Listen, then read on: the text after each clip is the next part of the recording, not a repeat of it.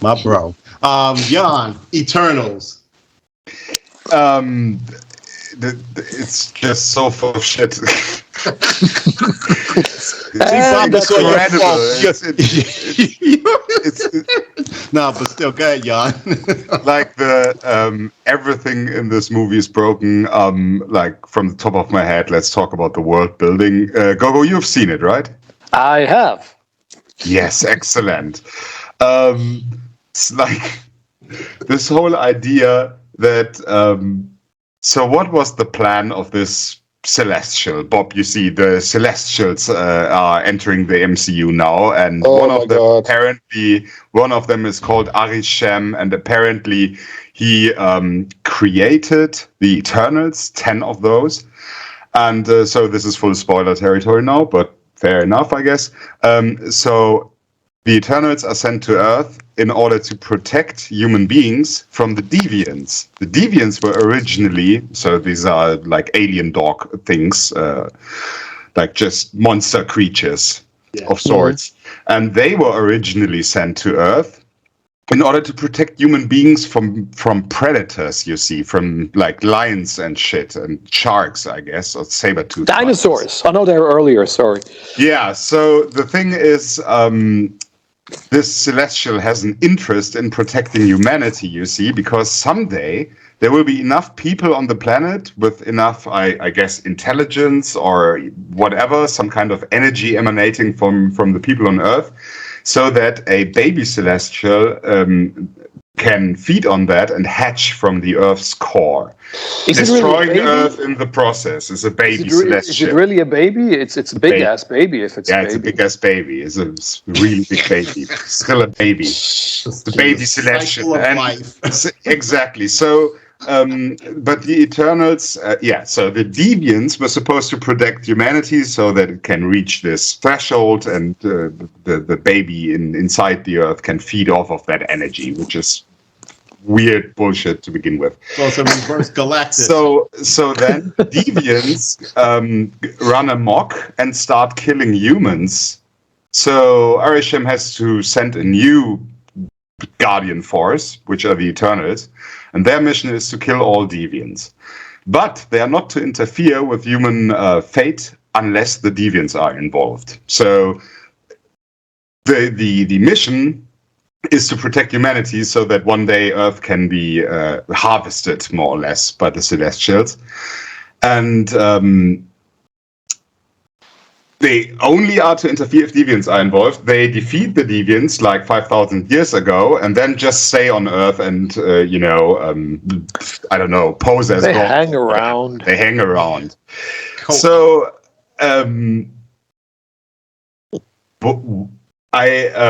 sorry, and then make way for the emergence, Yeah, the emergence. There's that twist near the end. Yeah, exactly. That's the big-ass baby birth, the emergence. So the Eternals, of course, don't know about that because they've been brainwashed to think like they're just the protectors of humanity. They don't know they are helping in basically destroying the Earth at one point. The thing is, they have done this thousands of times before on different planets, and they have been brainwashed after those missions into believing they were the heroes or whatever. So now they find out about the original divine plan and rebel against their god, try to protect Earth from this destruction. So now the movie argues there's two sides to this equation. Like on the one hand, Earth doesn't want to be destroyed, the people want to stay alive. On the other hand, if the Celestial was to hatch, then it would create way more life down the road elsewhere in the universe. Because now you see, in this universe, the Celestials are responsible for creating suns. It's like, okay, well, what about our understanding of the universe, like how suns usually come into existence? Like, is that false? So, yeah, of course it's false. The MCU basically is the surrogate Einstein. That's what counts now. And I think further generations will only the universe adhering to Disney. Yeah, it's so weird. And then why wouldn't you tell your super cosmic task force the original mission? Just like, hey, your mission is to foster new life elsewhere in the galaxy. and it's more important rather than keeping them in the dark. And they're robots, basically. You can program to do anything, so it doesn't really. You could tell the truth. But then, Bob, it's several characters have been gender and race swapped, of course. So we got one. Makari is now a woman and she's deaf. So she has to speak in sign language. So we got our disabled people representation, and then you get Mexican woman, Fastos, the inventor, who is a black gay man. A black gay man married Which to an Arab. When I watched that, sorry to just brief interruption. Yeah. When I watched that, I already knew what Jeff was going to think, because he pointed out that usually to take two minorities into one, Hollywood makes the black man gay in many films. And when I saw that, I go, damn, Jeff's right. I just shook my head. And what was funny was Jan's reaction. He posted on the article. He said, "Oh, so he feels bad for the Hiroshima thing, but not for the gassing of Jews in the Holocaust." And he said his fucking asshole is self-centered. Yeah, it's so incredibly dumb. Like, for 1 hour, we don't even meet this character. And then we catch up with him in a flashback. He's been in Hiroshima when the bomb went off. And now he loses faith in humanity because he has seen their cruelty up close. And he also feels guilty because, you know, he's this inventor, godlike figure. And for some reason, he believes he's responsible for Hiroshima happening, for the construction of the bomb. And you wonder, what did he do exactly? Did he put the atom bomb plans on the table of Oppenheimer, or did he help Einstein split the atom, or what did he do in order to now feel guilt over this? The film never tells us. It's just like, oh, he's so guilt-stricken now, and then boom, cut to present day, where he has regained his faith in humanity thanks to his gay husband and adopted kid. So they established this drama, which is hollow to begin with, because we don't know the level of his extent, the level of his involvement, the extent of his involvement. And then the drama is abandoned 3 minutes later because of, the nice rainbow family made him regain his faith in humanity just like that.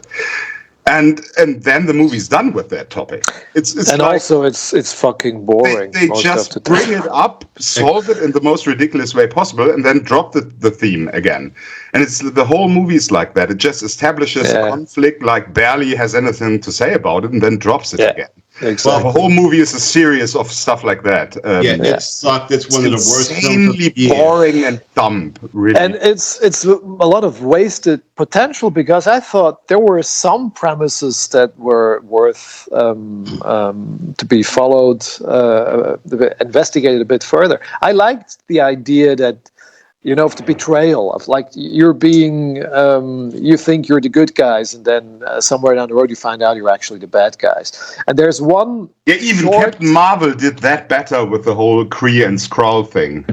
Yeah, there was one moment where I thought, now it could get interesting. That's when the Deviants, whenever they kill one of the Eternals, they absorb their powers and memories. Yeah, and also they become more human. Yes, sentient. Yeah, but that is dropped again. It's immediately. It's one moment when you say, oh, now they're like us. They're not even that bad. And then the next moment again, they're just the bad guys again, and it's just the leader Deviant even says we were tricked into doing the dirty work, and now our people are being murdered, or our creatures or whatever. Crow from the comics, and you're like, okay, he's got a point, and then there's Angelina Jolie just slashing him in half. Exactly. Yeah. I was like, wait a second, what? You're better off reading the Kirby issues as well as the Neil Gaiman issues for those, if you still read comics. I highly recommend both.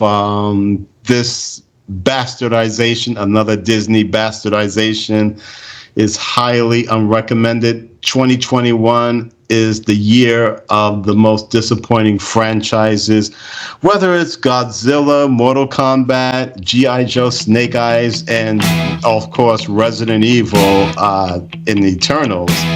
This has been a shitty year for franchise films.